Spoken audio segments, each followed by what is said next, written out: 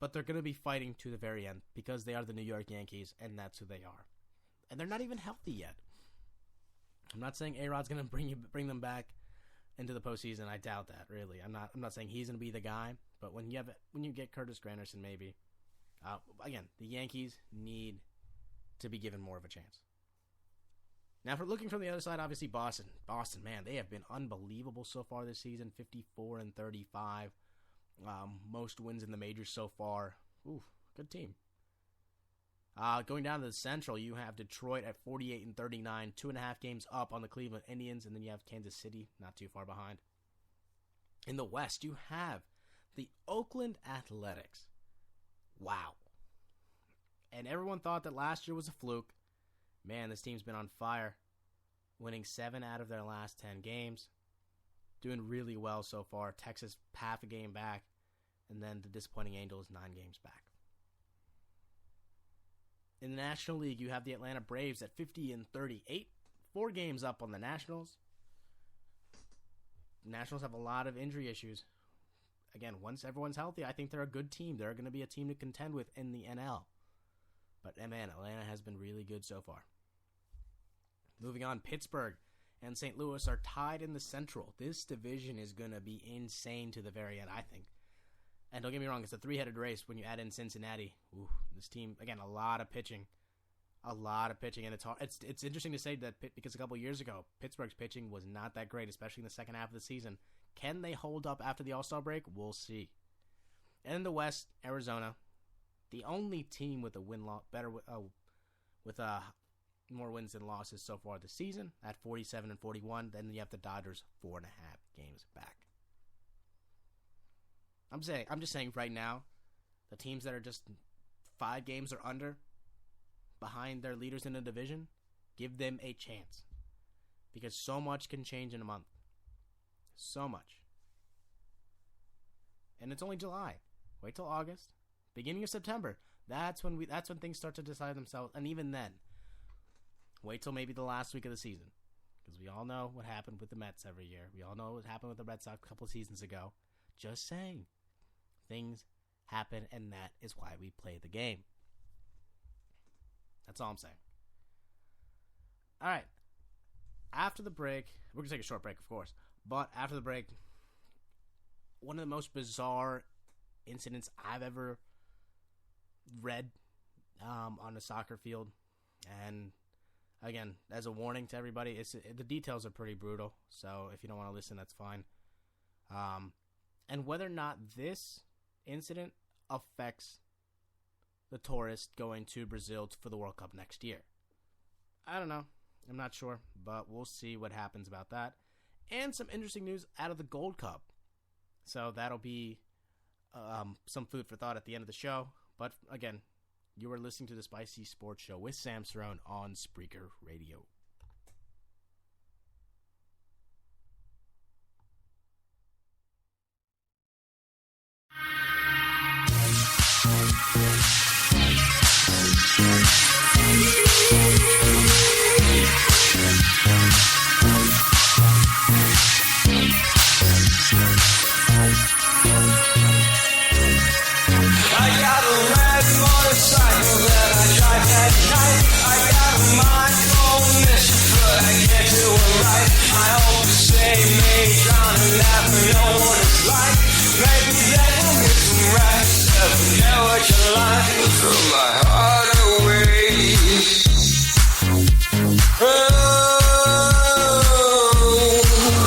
Just in case I face another wrong way, I feel I have to say, go, don't wanna run away, no, I got a red motorcycle that I drive at night, I got a mind mission, but I can't do it right. I hope to save me, drowning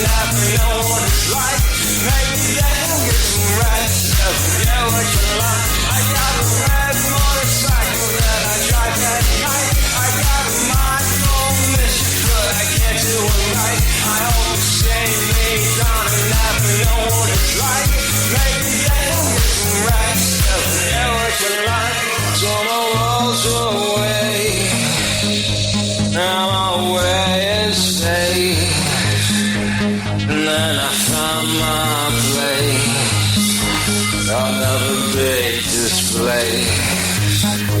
I feel I have to say, go, just run on, run away. No.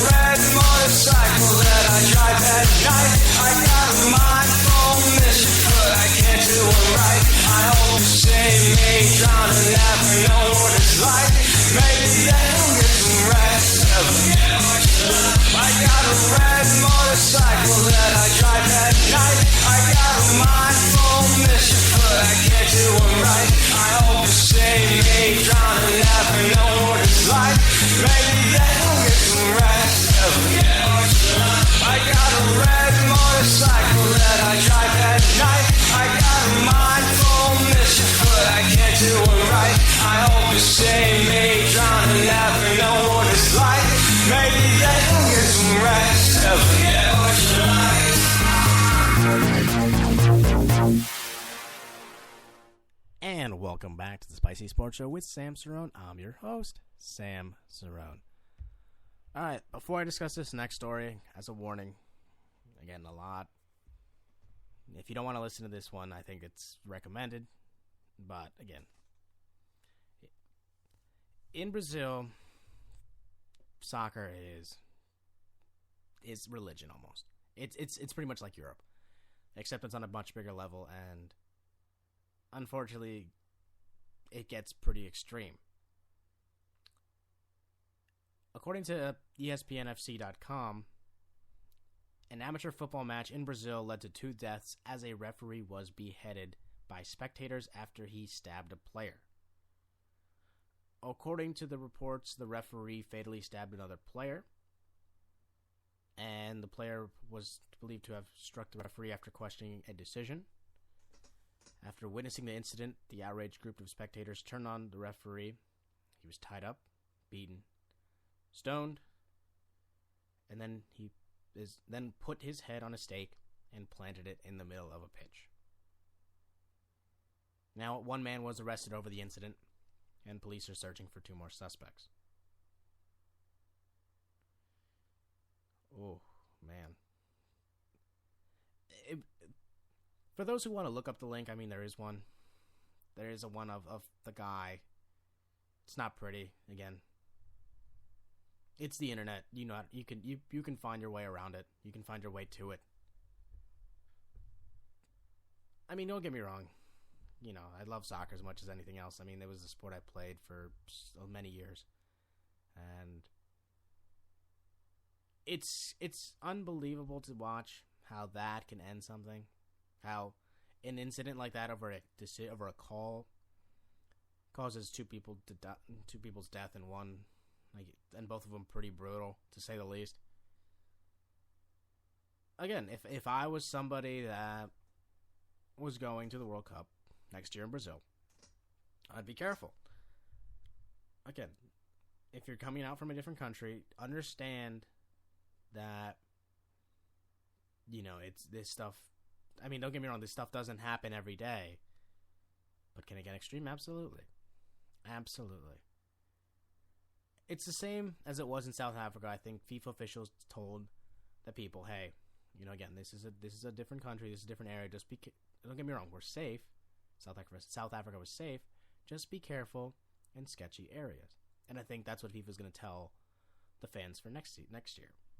Don't get me wrong, Brazil, if you look on the bright side of things, they're a great beach spot, a great place to dance, and a great place to have a fun time.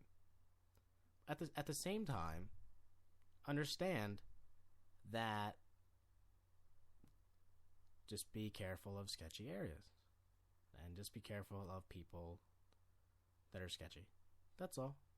That's all. It is quite sad, though. I mean, don't get me wrong, that this happened. And it's and if you read the article, I mean, there's so many comments that are just, that are just breathtaking. You can go read them if you'd like. Again, it's one of those things where it's just wow.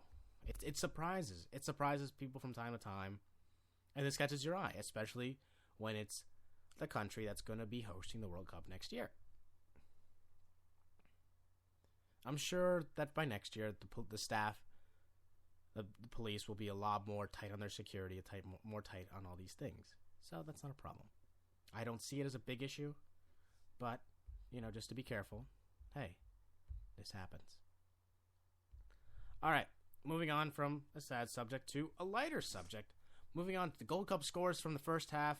Update right now, Mexico and Panama are tied up at 1 goal apiece. Again, this should be an interesting matchup right now. Gabriel Torres from Panama scored on a penalty in the 7th minute, with Marco Fabian scoring in the 47th minute, just as just as half expired. So again, Gold Cup action. Hey, soccer in the U.S. Wonderful. Now, the shocker of the day, which is what I want to talk about at the end of my show. The country of Martinique. Martinique, if you guys don't know, is a French overseas department and region. So, the team is controlled by the League of Soccer of Martinique. Now, unfortunately, because they are overseas department of the French Republic, they're not a member of FIFA and therefore not eligible to qualify for the FIFA World Cup. But they can still play in CONCACAF region tournaments, like the Gold Cup. So they're not ranked anywhere. They're not ranked. I tried to look them up. They're not ranked in the 207 teams in the world. They played a Canadian team that I think, if I'm not mistaken, was ranked somewhere in 88. Yeah, 88th team in the world. It was a great match up until the end. Martinique scores in the 93rd minute. Wow. That says a lot. I mean, Martinique, and don't get me wrong, this goal was much deserved. It's not just that Martinique, upset Canada. I mean, they did, but if you look at the statistics, they outshot Canada on goal 27-8, with 8 shots on goal in comparison to Canada's 3. And don't get me wrong, Canada had more possession, but they had more opportunities. Martinique had so many opportunities, and that is why you should never underestimate your opponents, ladies and gentlemen. This is why you play to win the game. This is why you play the game. That's all I have to say about that. That's, again, it's like the World Cup almost. You have your surprises, except it's on a smaller scale in a CONCACAF region. Never, ever underestimate your opponent. Well, that's all the time I have for today. Thank you for listening. As always, it's been a pleasure. It should be on, I'll be on next week, same time, 8 o'clock. I'm trying to make things more consistent now that it's the summertime. Things are more relaxed in sports. But you never know. There's always some fun things to talk about. Next week, obviously, everyone's going to be signing with free agency, so we'll see whether or not Dwight Howard puts his name on the dotted line in Houston. If not Houston, we have a problem. And then, again, obviously, we have baseball to talk about. Soccer, the Gold Cup's going to be kicking in a little more. It should be very interesting. Again, summer, there's a lot of... It's pretty quiet in sports, but hey. Here at the Spicy Sports Show, we make things interesting. All right, well, that's all the time I have for today. Same time next week. You are listening to the Spicy Sports Show with Sam Cerrone on Spreaker Radio.